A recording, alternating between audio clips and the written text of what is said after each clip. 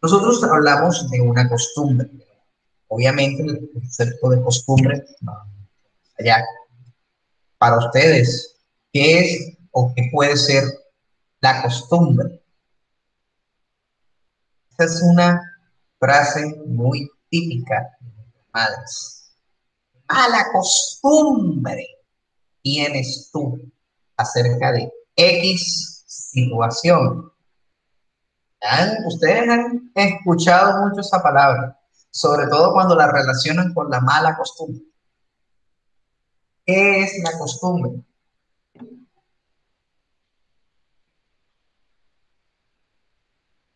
No es como un hábito, Es que un uno, hábito. un hábito que uno mantiene constantemente. Correcto, es un hábito. Y si ustedes ven que hay un hábito, es algo que se transmite de una manera tradicional. Eso es la costumbre, un hábito. Cada familia en Colombia tiene una costumbre totalmente diferente. En algunos sentidos muy buena, en algunos sentidos muy regular, mal. Pero todas las familias tienen algo en como costumbre. En nuestra familia tenía, tengo raíces barranquilleras y raíces santandereanas. Cuando toca pues dividirse entre esas dos ramificaciones de esas raíces, y una de ellas es que la familia se reúne los 24, los 31 de diciembre, comparten tamales con chocolate, platos típicos de la región. Y cuando vamos aquí a lo mismo aquí en Barranquilla, pues la tradición también es la misma, pero cambia ciertos platos, porque normalmente nosotros acá en la costa, pues, realmente más diverso que en otras ciudades del país.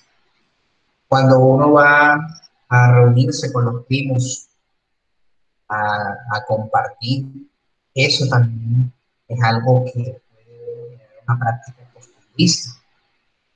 Miren que nosotros tenemos tradiciones en todo el país, desde el Pasto, Carnaval de Negros y Blancos, Barranquilla con el Carnaval de Barranquilla, Cartagena con su Carnaval de la Independencia, y en distintas regiones de Latinoamérica que también tienen su México, como se habla de la la novena, que es una procesión totalmente típica. En estos años, por el tema de la pandemia COVID-19, pues cambios con respecto a ello. ¿Por qué se considera la costumbre una fuente de hecho? La costumbre como una fuente de derecho es un hábito, una tendencia adquirida de la práctica frecuente de un acto.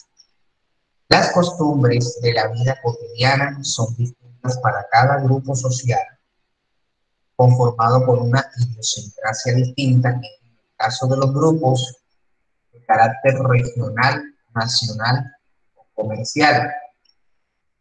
Y estas tienen distintas formas, particularidades de una comunidad, y la distinguen entre otras sus danzas, fiestas, comidas, idioma o artes. Nosotros en este tema de las costumbres, como colombianos, ¿cuál es la bebida por excelencia de Colombia? Café. El El café. café. El café. La bebida por excelencia en Colombia es el café. ¿Y cuál es el plato típico que nos identifica como nación? Bandeja paisa, no sé. Ajiaco. No, ninguno de ellos. Es un plato muy representativo, en cada región lo hacen con distintos ingredientes, pero ese es el que identifica realmente como nación ese plato. Muchos de Mondongo, ellos, no sé. muchos de ellos se hacen en paseos de olla en cualquier parte del país. Sancocho. El sancocho, muy bien. El sancocho es uno de los platos típicos que la población. Aquí en la costa Caribe lo hacemos de pescado, de guandul, de mondongo, El de arroz cualquier. de lisa. El arroz de lisa es más representativo de la costa. Lo que estamos hablando del sancocho es que el sancocho en las regiones tiene una variación totalmente diferente, pero su nombre es igual en todo lugar. Sancocho, si uno hablara del sancocho más representativo de Colombia, sería el sancocho de costilla, que es el más representativo de toda la región, toda Colombia, porque toda Colombia es sancocho de costilla. En Boyacá lo toman como caldo y ellos tienen un sancocho típico que le denominan la mazamorra chiquita. Aquí la mazamorra la tenemos de plata, pero la mazamorra chiquita es un sinónimo de que es un sancocho totalmente típico que se elabora a base de cuchuco, del espinazo del cerdo y otras especias. Cada región tiene su comida típica. Nosotros en la costa, el pescado. Lo mismo pasa en Cali, con la lucha, con la chuleta bayuna. Aquí en los Santanderes representa mucho lo que es el mute, que es realmente lo mismo que es el sancocho de mondongo, pero tiene más ingredientes. En la región andina de Colombia, nosotros somos un país regionalizado. Entonces, en cada región tiene sus platos típicos, pero el que representa más a la nación como tal es el sancocho, en cualquiera de sus variedades donde se tiene, porque no se tiene solamente el sancocho, pero eso es lo que identifica danza. Las danzas también son otra forma de costumbres. Aquí en Barranquilla y en la costa atlántica tenemos dos ritmos típicos del vallenato, la salsa y la champeta. Y Cali, más que todo, la salsa. En los Santanderes y en la región cundiboyacense, un baile típico que se llama de la carranga. En los llanos, el joropo, es con música, la música llanera de joropo, de todas esas regiones de la Universidad. Pasto también tiene sus músicas típicas. Yo tuve la oportunidad de compartir en Pasto en el año 2018 dentro de investigadores. Ellos tienen una forma totalmente típica de baile que combinan demasiados ritmos autóctonos, muy chévere, que eso, pues, obviamente, nuestra cultura es demasiado diversa en todos los idiomas. San Andrés y Providencia, que también somos parte insular de Colombia, hablan un idioma llamado el creol, que es una mezcla entre el holandés, el inglés. Acá, en la misma costa, tenemos las costumbres. Por ejemplo, San Basilio de Palenque, que es un municipio en Bolívar, tienen como costumbre típica que cuando muere una persona empiezan a redoblar los tambores para avisarle a su pueblo de que alguien ha muerto. O cuando hay algún tipo de celebración, también por medio de tambores se manifiestan. Las fiestas. Obviamente, las fiestas que nos representan como nación siempre son las fiestas patrias, las costumbres que hacemos como de Semana Santa, tradiciones de generación en generación. El idioma, pues nosotros fuimos colonizados por los españoles, pero nosotros también tenemos otros dialectos que también son reconocidos de manera oficial. Y nuestras artesanías, pues las artesanías en parte del país es muy representativa. Aquí en Colombia, nuestra representación con la artesanía, ¿cuál es?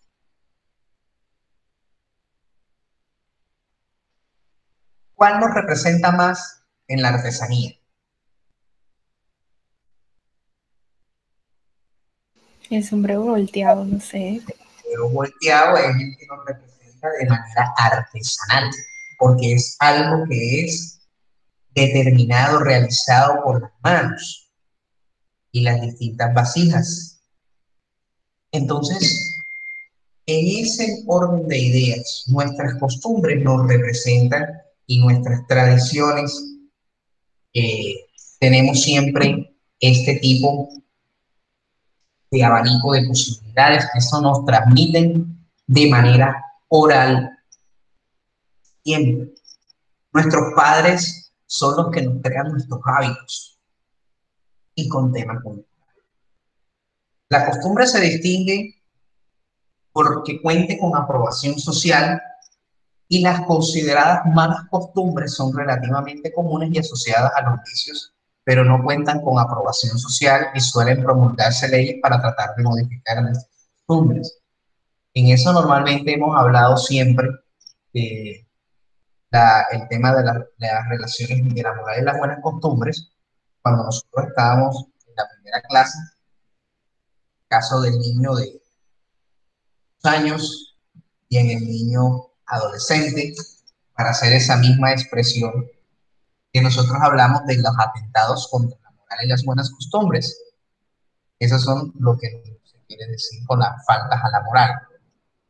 Perdón, está pasando un avión por acá.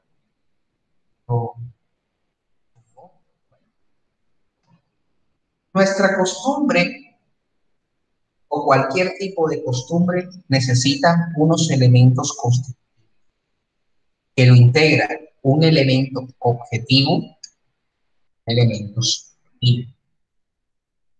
El elemento objetivo, que es la inverterada consuetudo, es la existencia de una larga práctica de conducta como origen de la costumbre.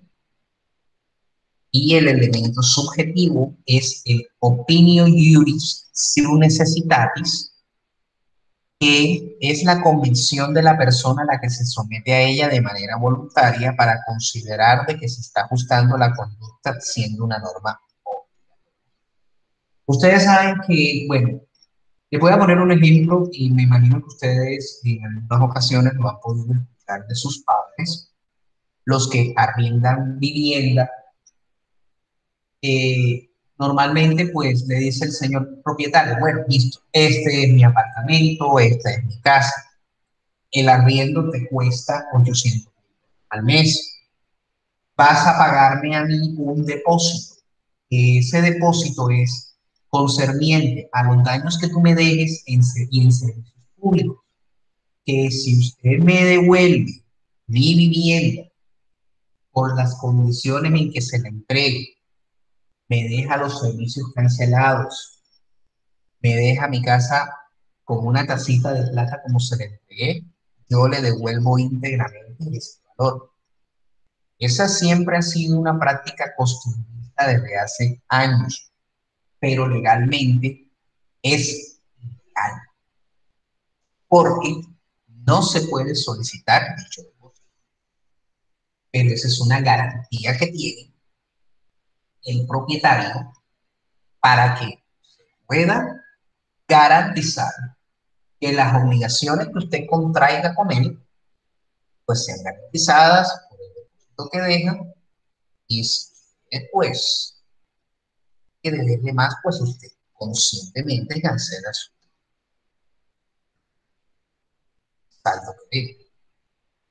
La caracterización de la costumbre es, como por ejemplo, la que según la ley dice, consiste en la reiteración del contenido de una ley, por lo que no tiene una función dentro del derecho. Pues ya al estar contenida en una norma y que solo por costumbre es reiterada, el derecho no tiene función. En el Código de Policía, cuando se estaban hablando de los comportamientos que tienen la convivencia entre vecinos, aquí en Barranquilla, pues esta norma no se cumple en su totalidad, debido a que nosotros pues hacemos mucho ruido, a veces con los cops, con los sonidos, volumen y a altas horas de la noche. Esa costumbre, según la ley, está regulada, pero no cumple ningún tipo de función porque realmente no se está aplicando.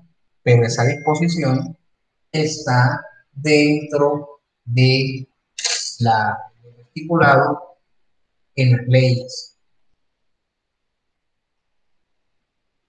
Entonces tenemos otro que es la costumbre fuera de la ley.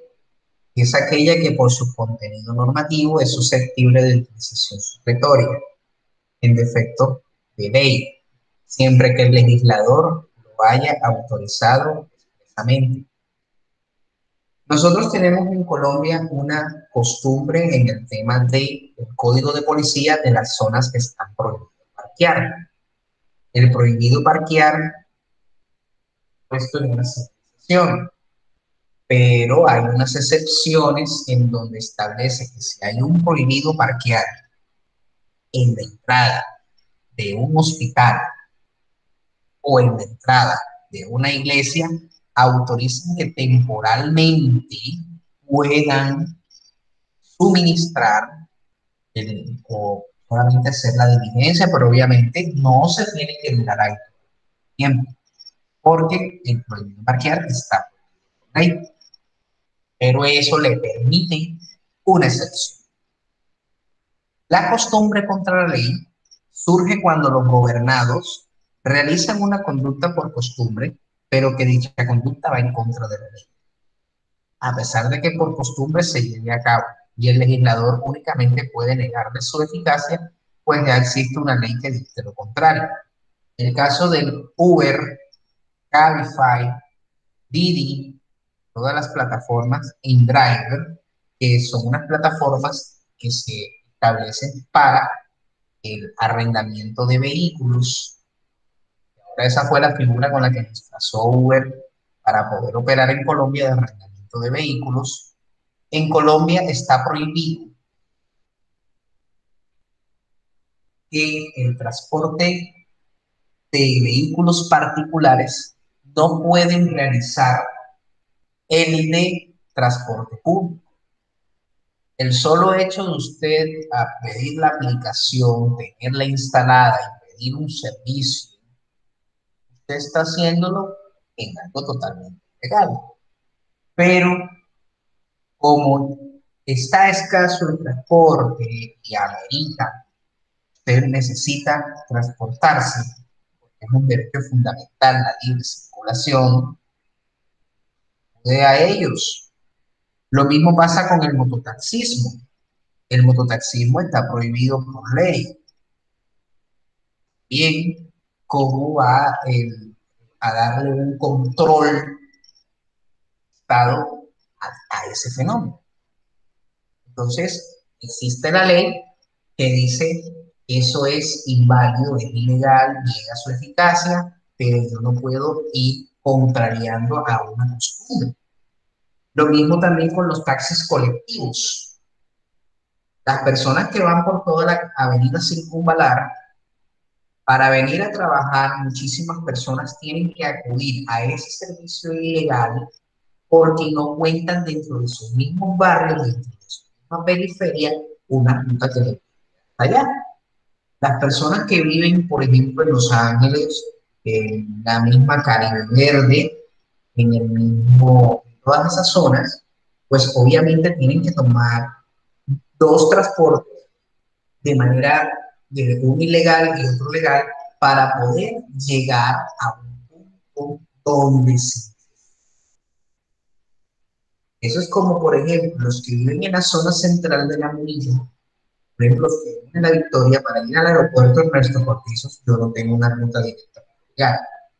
La única es taxi o coger dos transportes para que pueda uno hacerlo. Normalmente yo, para llegar a la calle 30, llegar a la calle 30 con Ecolsa, en el sector de Ecolsa en Soledad, para ahí poder escoger, tomar las dos únicas rutas que entran al aeropuerto. Tienen la ruta verde, que se transporta por toda la circunvalar, y la otra ruta que es de Simón Bolívar. Son las únicas dos rutas que van hacia el aeropuerto. Entonces, esas personas de Caribe Verde que no tienen un medio de transporte legal para que entre a sus conjuntos, ellos tienen que coger un transporte que los deje en la avenida circunvalar para que puedan tomar otro tipo de transporte que los permita llegar a su a la cita. Estar. Las personas que viven en Malambo solamente cuentan con la que se llama pinza. ¿Cuál pasa? Tienen que tomar otro transporte para poder llegar a la Nevada, para que normalmente tengan esa situación y puedan coger su transporte de manera vacía y que lo puedan. Los principios generales del derecho son enunciados normativos que, aunque no están integrados en el ordenamiento, se entienden que forman parte de él y sirven como fundamento a otros enunciados normativos.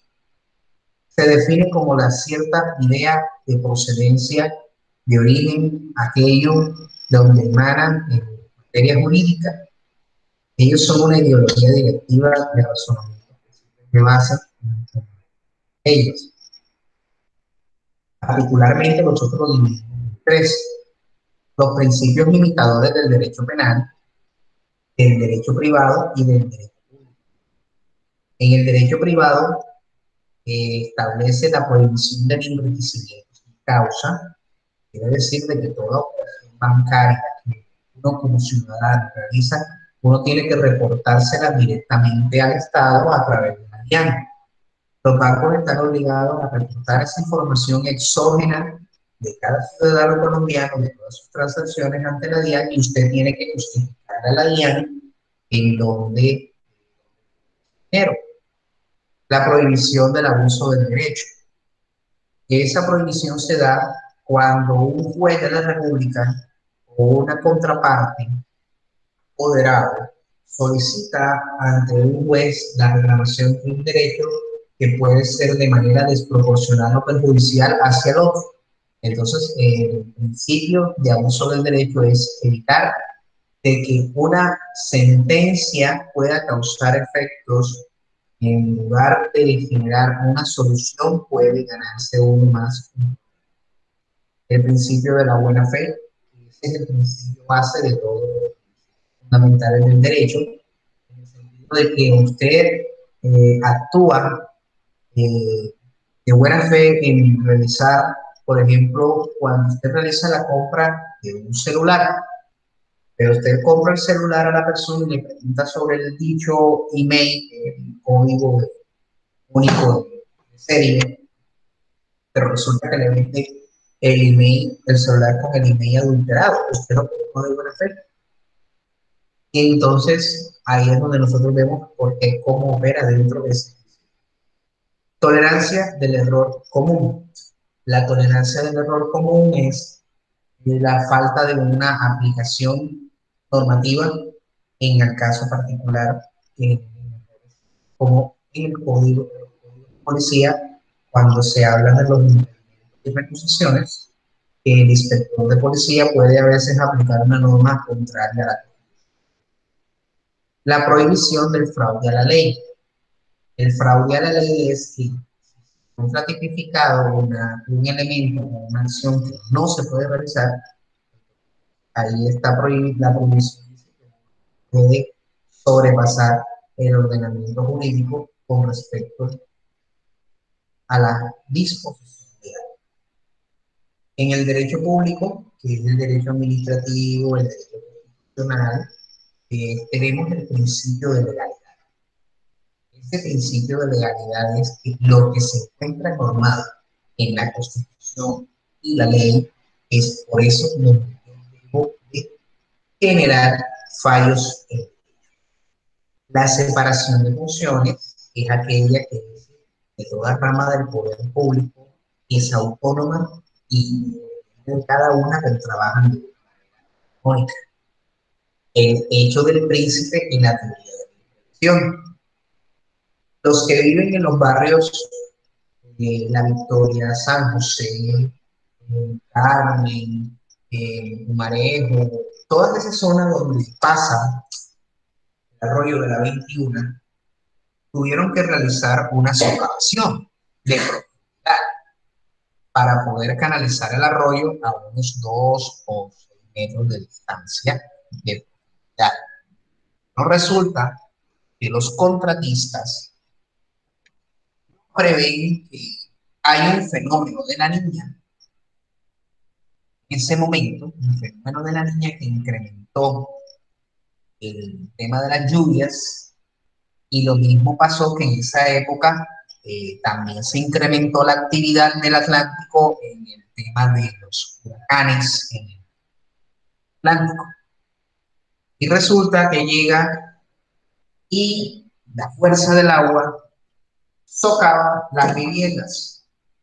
El contratista, a través de su póliza, cubre ciertos daños, pero el resto de daños imprevistos, porque solamente si resulta que la póliza cubre en 500 millones en daños y perjuicios, 5.000 millones o lo que valga actuar de ese contratista, él tuvo que haber previsto durante ese tiempo lo sucedido para demostrar el caso de fuerza mayor, para indemnizar, y que el distrito le tocaría cubrir por otra parte solidaria.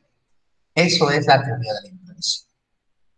El hecho del príncipe se trata de un acto administrativo que genere problemas y cause agravios injustificados a una persona. En ese orden de ideas, si una entidad cualquiera del Estado produce un acto administrativo que va contrario a la ley y que con esa ejecución genere agravios injustificados a un tercero, entonces el Estado tiene la obligación de reparar el costo por el hecho implícito, porque una autoridad administrativa generó una resolución que causó detrimento ante un ciudadano. Los principios limitadores del derecho penal, el derecho al debido proceso, que no solamente es en el derecho penal, sino en todas las actuaciones administrativas y judiciales, y las garantías constitucionales, que son los principios de los derechos humanos. Cuando se habla de los principios constitucionales, los definen como aquellas prescripciones que contienen directrices generales que delimitan el alcance axiológico y político de un determinado orden jurídico, que son verdaderas normas jurídicas y forman parte integral del orden jurídico constitucional, como del alcance de asegurar la permanencia y obligatoriedad del contenido material. Estos principios son con valor normativo y fuerza vinculante, cuya eficacia y aplicabilidad está supeditada a un desarrollo normativo completo. Esto lo dice el magistrado Ciro Angarita Barón en su sentencia C-574 del 92 de la Corte. Colombia tiene 10 principios fundamentales y un preámbulo constitucional que también tiene fuerza vinculante. Y empezamos con el primero de los principios, que es el Estado Social de Derecho. Colombia es un Estado social de derecho organizado en forma de república unitaria, descentralizada, con autonomía en sus entidades territoriales, democrática, participativa y pluralista, fundada en el respeto de la dignidad humana, en el trabajo y la solidaridad de las personas que la integran, en la prevalencia del interés. Normalmente cuando yo hago las acciones de tutela, yo siempre utilizo los primeros 2 artículos de la Constitución, incluyendo el preámbulo, cuando se trate de entidades públicas o cuando se trate de particulares con funciones administrativas, como la EPS o la IPS, en el tema de los derechos fundamentales a la salud y en los servicios públicos. ¿Por qué? El Estado social de derecho implica la garantía que tiene el Estado en intervenir en todas las actuaciones que realicen funcionarios del Estado. Se organiza en república unitaria. La república unitaria es la unión de todos los departamentos que posee Colombia. Departamentos, municipios, distritos y los municipios a su vez en corregimientos y veredas. Aquí en Barranquilla tenemos un corregimiento, el corregimiento de Juan Mina y el corregimiento de La Playa. Son dos corregimientos. Y a pesar de que son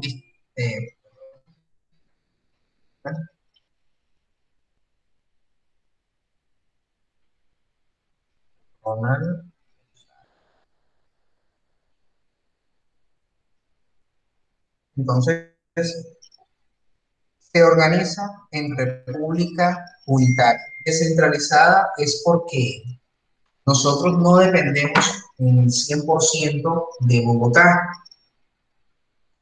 Antes nosotros dependíamos 100% de Bogotá.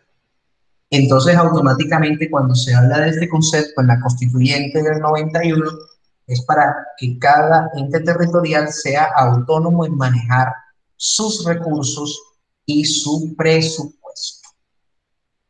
La democracia, democrática porque siempre se tiene mecanismos de participación ciudadana, como el voto, la revocatoria del mandato, el cabildo abierto, la iniciativa popular, el referéndum. Son iniciativas que nos hace ver que es una democracia participativa, pluralista, porque tiene diversidad de partidos. Se funda en el respeto de la dignidad humana ante todo, en el trabajo y la solidaridad de las personas que la integran y la prevalencia del interés general.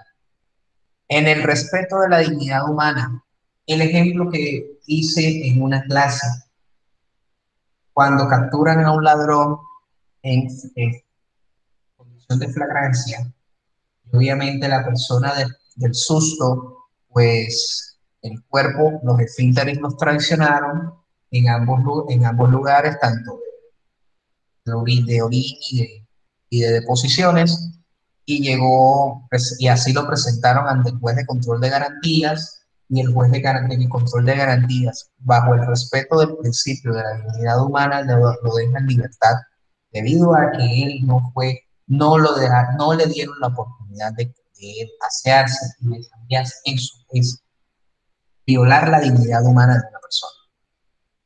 Los fines del Estado son fines esenciales del Estado. El servir a la comunidad, promover la prosperidad general y garantizar la efectividad de los principios, derechos y deberes consagrados en la Constitución. Facilitar la participación de todos en las tomas de decisiones en los que afectan en la vida económica, política, administrativa y cultural de la nación. Defender la independencia nacional. Mantener la integridad del territorio. Asegurar la convivencia pacífica y la vigencia del orden. Estos son los fines del Estado. Las autoridades de la República están instituidas para proteger a todas las personas residentes en Colombia en su vida, honra, bienes, creencias y demás derechos y libertades, para asegurar el cumplimiento de los deberes sociales del Estado y de los particulares. Muchos dicen, ¿por qué la policía está haciendo eso? El artículo 2 de la Constitución, en su inciso final, dice que todas las autoridades de la República están instituidas para proteger a todas las personas residentes en Colombia, en su vida, honra, bienes, que lo hacen de otra forma que puede ser lesiva de los derechos humanos. Ya eso viene a actuar otra jurisdicción competente para comprobar dicha situación. La soberanía. La soberanía reside exclusivamente en el pueblo, el cual emana el poder público. El pueblo la ejerce de forma directa o por medio de sus representantes en los términos que la Constitución establece. ¿Cómo nosotros transferimos esa soberanía? Nosotros lo hacemos cada 4 años cuando se realizan las elecciones de presidente del Congreso de la República, de alcaldes, gobernadores, concejales, diputados.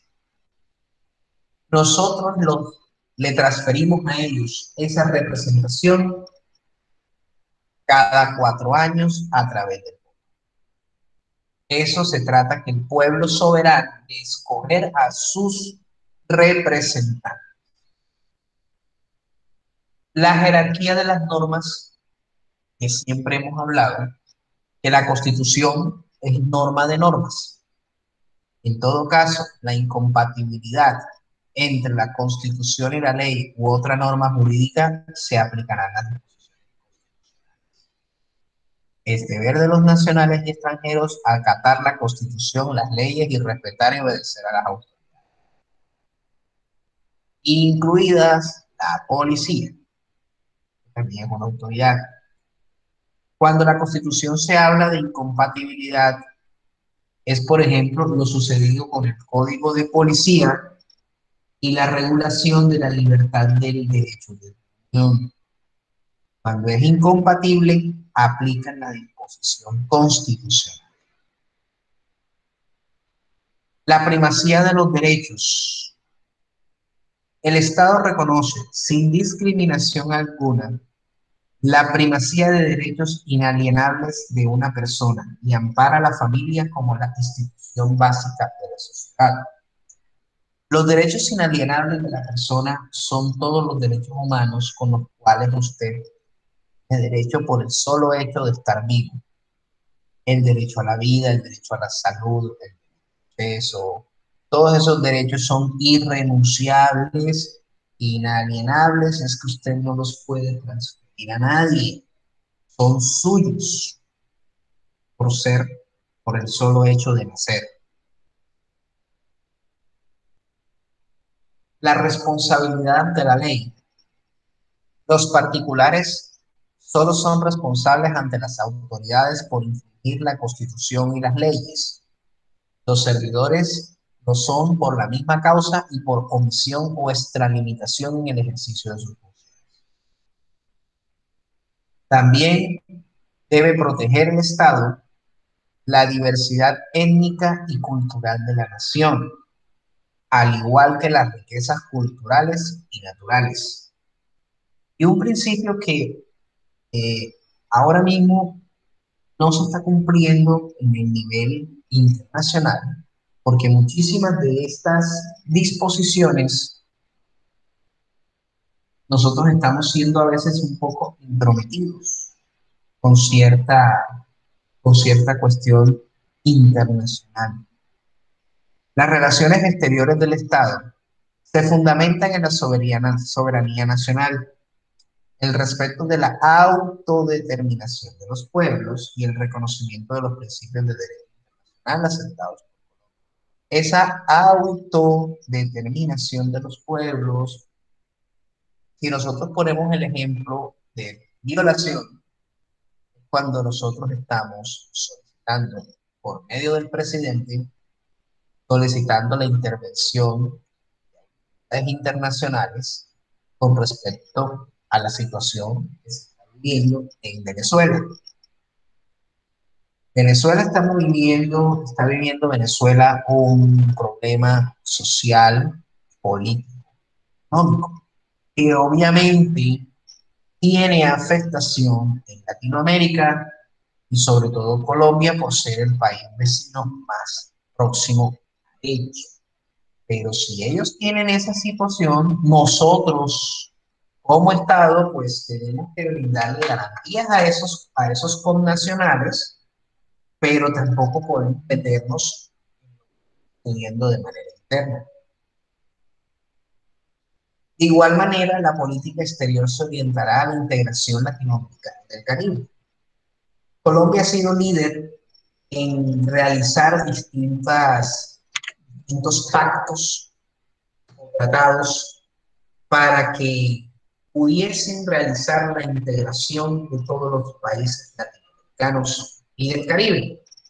Una de ellas es la Alianza del Pacífico, que la conforman Chile, Perú, México, Colombia.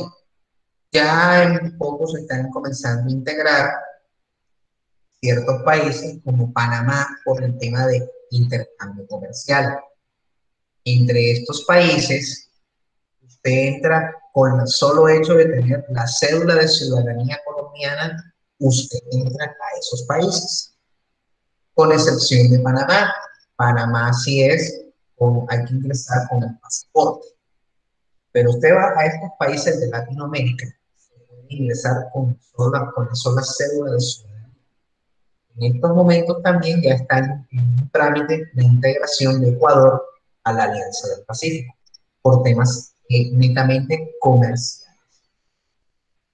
También forma parte del Mercosur, que es el Mercado Común del Sur, pero no como miembro pleno, porque está también en el proceso de integración, pero tiene relaciones con los países miembros del Económico de Sur. También tuvo presidencia pro tempore de UNASUR, que es la Unión de Naciones Suramericanas, que literalmente es un organismo que muy poco se le ha visto movimiento. Pertenece también a la Organización de Estados Americanos, OEA, que es la de todo lo referente a la integración de políticas hacia el Estado de todos América y el Caribe. Aquí hemos elaborado las cumbres. La cumbre de las Américas fue un acontecimiento en el gobierno Santos que se elaboró. Y el idioma oficial de Colombia, que es un principio fundamental, todo idioma oficial es el español o el castellano, y las lenguas y dialectos de los grupos étnicos son también oficiales en sus territorios. Y en esos resguardos tienen que impartir el español. Y la enseñanza que se imparte en las comunidades con tradiciones lingüísticas propias será bilingüe. La doctrina. La doctrina es en el ámbito jurídico la idea de un derecho que se sustenta listas y en diversas y directas para resolver una controversia jurídica que indica al juez cómo puede proceder. Esta mayoría de la doctrina no se reconoce como fuente oficial del derecho, pero nosotros en Colombia sí se reconoce como criterio auxiliar. Surge principalmente de las universidades que estudian el derecho vigente y lo interpretan dentro del derecho. Por vía de los hechos, sin embargo, constituye una fuerza de convicción para el juez, el legislador, en desarrollo del derecho consuetudinario, que es el derecho de la costumbre, dado en que la opinión y la crítica de los teóricos del derecho influye en la formación de la opinión de los que posteriormente crean normas nuevas o aplican las existentes, y esta también estudia todo lo que es referente de dónde brota el derecho, sobre todo el papel histórico y las relaciones existentes entre diversas fuentes. Cuando existe un nuevo código, cuando una norma es cambiada, por ejemplo, el Código de Procedimiento Civil, ahora cambia el Código General del Proceso, existen distintos autores en donde establece el doctrinante qué comparación hay entre uno y otro, el derecho procesal. Lo mismo en administrativo. Hubo un cambio, cuáles son los cambios que introduce, y la misma doctrina dice, bueno, hubo un cambio significativo frente a la justicia. Eso es referente.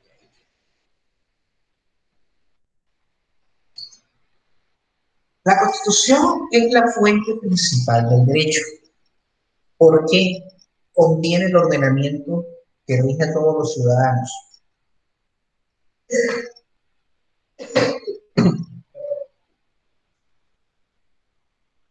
La Constitución tiene distintos principios fundamentales que son los primeros que nosotros estamos revisando en los artículos 10. Derechos, garantías y deberes. Se encuentran los derechos fundamentales, los derechos económicos, sociales, los derechos colectivos y del medio ambiente, la forma o los mecanismos de cómo nosotros podemos reclamar dichos derechos. Habitantes y territorio. Hablamos de la nacionalidad del extranjero, de cómo obtiene el extranjero la nacionalidad, cómo se pierde la nacionalidad, cómo se recupera la nacionalidad. Participación democrática y partidos políticos. Es donde me dice los mecanismos de participación ciudadana, como fundar un partido político, que son el estatuto de oposición, que también se habla en la Constitución política. La organización del Estado tiene todo lo referente a las ramas del poder público, la ejecutiva, la legislativa y la judicial. Elecciones y organización electoral. Habla cómo se organizan elecciones, quién es la encargada, hablan de la registraduría, del Consejo Nacional Electoral. Organismos de control, te hablan de la Procuraduría, la Contraloría, la Auditoría de la Generalidad. Y también tiene el Ministerio Público con el Defensor del Pueblo. La organización territorial, lo que hablamos de departamentos, de distritos, los distritos y el distrito especial de Bogotá. El régimen económico, cómo el Estado saca la plata para financiar los planes de desarrollo, todo lo referente a Hacienda Pública, cómo debe de presentar el ministro, cómo debe de presentar la ley orgánica de presupuestos. Cada año se tiene que presentar. Se presenta, el Estado no tiene plata para la vigencia. Es muy importante esta normatividad. Es un reloj biológico para nuestro Estado. El derecho tiene dos concepciones filosóficas, más que todo, cuando se habla de un positivismo jurídico y un realismo jurídico, o un real.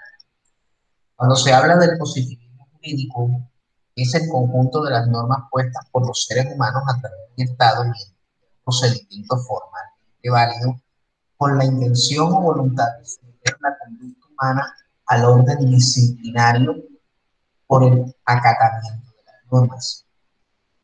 Hans Kelsen, Roberto Bobbio, Eberhard y Ronald Dworkin son los principales expositores del jurídico. ¿Por qué se habla de positivismo jurídico? Positivización. Que esto tiene que ser reglado. El Congreso de la República emite normas y también le dice al que debe de hacer la aplicación cómo funciona. Cuando nosotros hablamos de un silencio administrativo, el silencio administrativo inicialmente lo dice que es totalmente negativo. Sin embargo, hay casos en que las normas no positivizan. Por ejemplo, usted tiene un plan de celular, hace un reclamo. Por el tema del COVID, ahora son 30 días, pero normalmente las empresas tienen que contestar a los 15 días. Si no lo hacen, automáticamente opera lo referente al silencio administrativo positivo. Quiere decir que si usted le hace un reclamo a la empresa y el reclamo es que usted quiere que le quiten, pongan o algo, si la empresa no le responde, resulta que si ya pasa el tiempo, le dicen, señor empresa, cumpla con lo que pide la persona. Lo mismo sucede en las universidades. Las universidades piden un registro calificado. El Ministerio de Educación tiene 6 meses para pronunciarse. Si no lo hacen, 6 meses, se entiende por, se entiende por aprobado a favor del solicitante dichas resoluciones. Y después el mismo ministerio tiene que entregar un acto administrativo donde se determina. Cuando hay un derecho de petición de documentos, que son 10 días hábiles, ahora con lo de la pandemia son 20, la entidad, si no le responde a los 10 o 20 días en este caso, ellos están obligados a entregar todo lo que usted solicita de documentos sin necesidad de alegar ningún tipo de restricción, salvo a los documentos que son de reserva. El naturalismo, que es el derecho natural, se dice que es una teoría ética y un enfoque filosófico del derecho que postula la existencia de derechos del hombre fundados en la naturaleza humana, que son universales, anteriores y superiores al ordenamiento positivo y al derecho fundado en la costumbre o derecho consuetudinario. Aristóteles, Nicómaco, Tomás de Aquino, Hannes Helvetius, Hugo Borgio, John Locke, Thomas Hobbes, Jean-Jacques Rousseau, Edmund Burke. Estos personajes que hablan del derecho natural hablan sobre el derecho humano o el derecho que es inmerso al ser humano. Cuando hablan de las normas éticas y morales y su aplicación. Y estas se fundan en la costumbre. La moral, la ética, van muy pegadas a ella, van muy ligadas, por eso se genera este tipo de costumbre. Y cuando se forma este tipo de costumbre, el ordenamiento jurídico positivo llevan y lo regulan. Miren que cuando termina la Segunda Guerra Mundial y nace la Organización de las Naciones Unidas, se crea la Carta de Derechos Humanos. Y si nosotros ponemos a analizar la Carta de Derechos Humanos, es idéntica al concepto naturalista que establecen.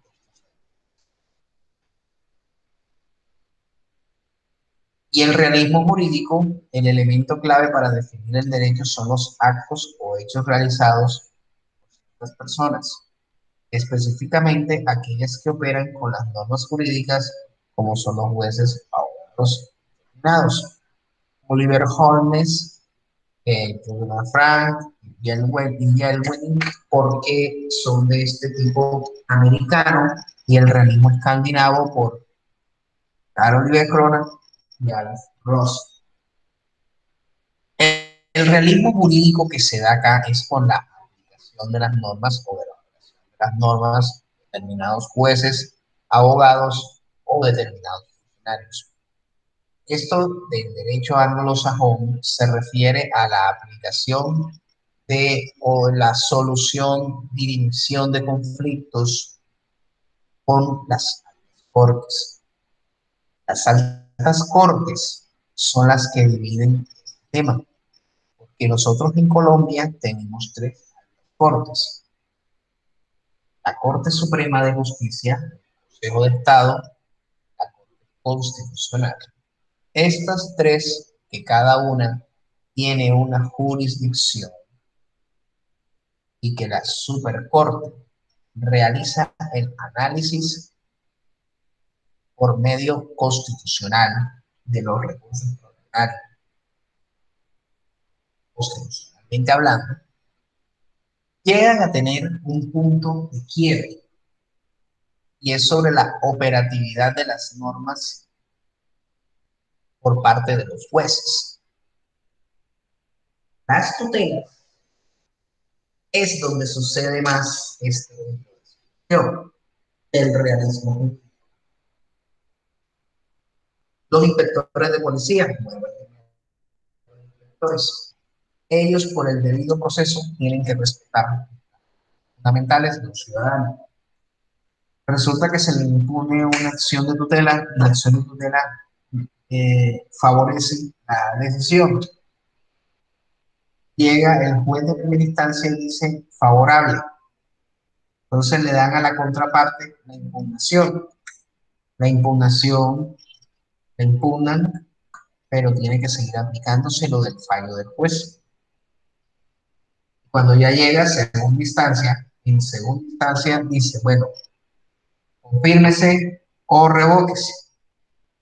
Pero existe un recurso adicional de revisión por parte de la Corte Constitucional que puede o confirmar el fallo de segunda instancia o puede revocar el fallo de segunda instancia y dejar el de primera instancia.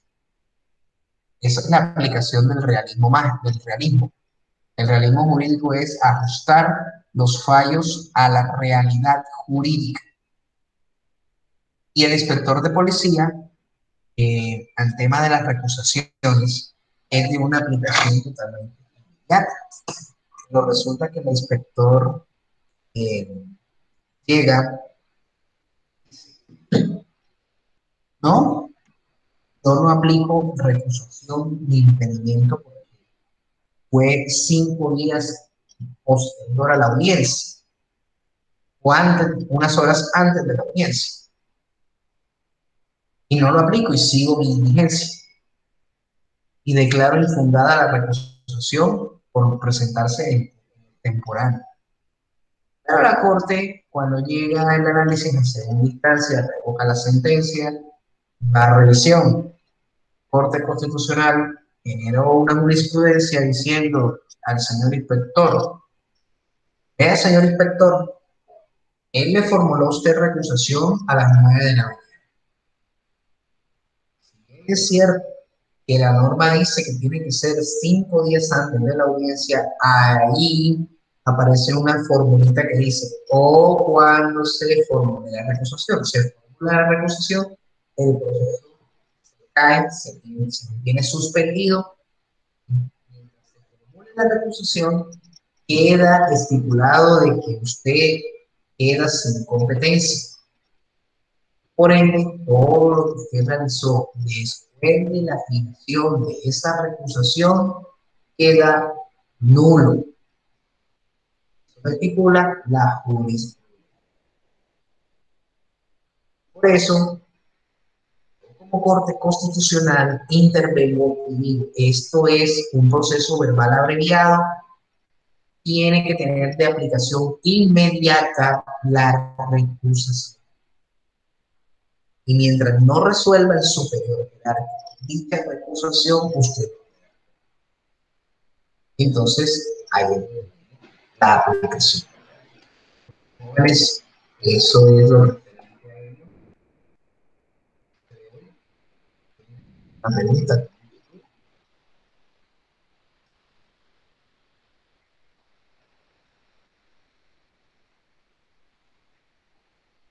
¿Tienen alguna pregunta? ¿No?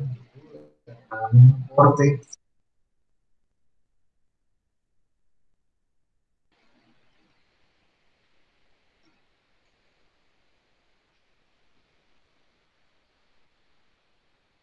Bueno, listo, miren. La otra semana ya iniciamos un módulo. Las actividades de este módulo, para todo aquel que no las haya realizado, tienen plazo para ingresar dichas calificaciones tengo yo plazo para entregarlas el viernes de la próxima semana. Entonces les voy a dar un plazo hasta el día miércoles para que se pongan al día con las actividades anteriores a esta. Y esta última será puesta hasta la próxima semana, que es la 11, 11 de junio, para que puedan subir el resto de las actividades viejas hasta el miércoles, para poder pasar que tengo que registrar allá, ya que esas notas también se tienen que pasar a la institución educativa que les está haciendo seguimiento. Entonces, cualquier duda, cualquier inquietud, estoy dispuesto a atenderla por WhatsApp. El que no pueda subirlo por el motivo de la plataforma, me lo envíe en un Word a mi WhatsApp de todas las actividades para poder montárselas. Entonces, muchachos, muchísimas gracias por su asistencia. Nos vemos la próxima. Gracias a usted, profesor. Tenga buena tarde. Gracias, profesor. Que tenga buen día. Bueno, Hasta buenas tardes. luego. Feliz Éxito. tarde. Chao. Bueno, otra cuestión, muchachos, está una charla programada a las 6 de la tarde, para que ya se les compartió el link, para que asistan a ella. Bien, una charla por medio por medio. Ok. Bien, bien. Listo.